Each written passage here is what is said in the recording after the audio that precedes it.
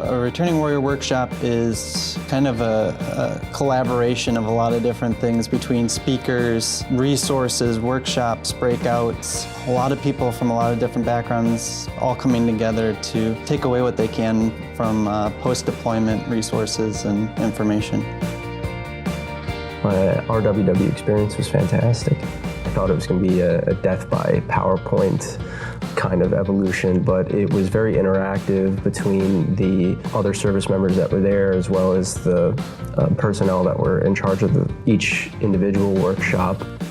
Before I went, I was nervous about going because I didn't know if they were going to ask me questions point blank. I didn't know if other people had apprehensions, if I would have to talk in a group. But it was very nice. The workshop is set up very appropriately in the sense where, you're not put on the stand. If you want to share something, you can. It provides a safe place to share experiences. You get to meet other people. You'll hear from other sailors that have gone through mobilizations, and they talk about what happened to them while they were gone, some of the struggles, and how they went through to overcome a lot of the things that happened to them.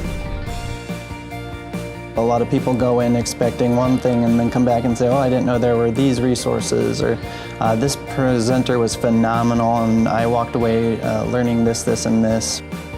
I just think it was awesome the way everything was all set up and I had options and I could attend certain briefs that, pertain to me.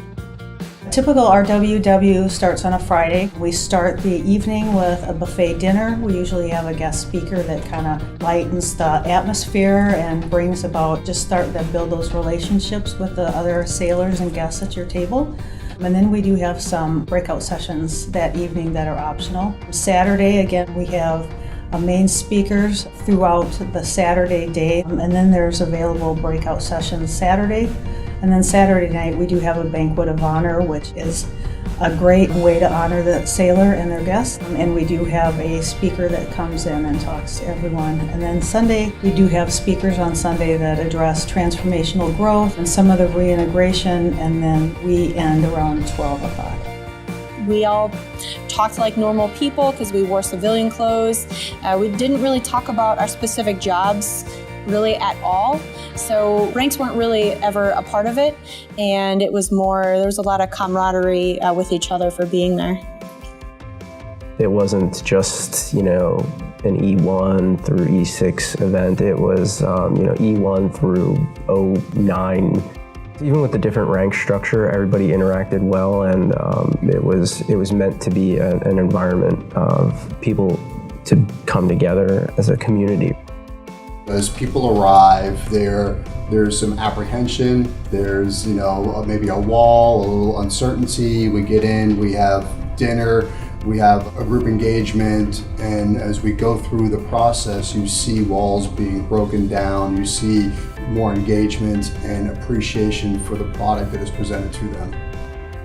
A lot of people come back to me and they're like, well, I didn't know the amount of support that was out there. There's a lot of resources that are popping up. There's a lot of people going through the same things, or at least can connect in a similar way with a lot of different things. So people come back kind of flabbergasted about the amount of support and things that they didn't know were there. If at the minimum you get out of it is a weekend away, there is a lot of value you can get out of it. I just truly was appreciative of the time that I got to be there, and it always stuck with me. They're great events, and you're doing yourself a disservice if you don't attend.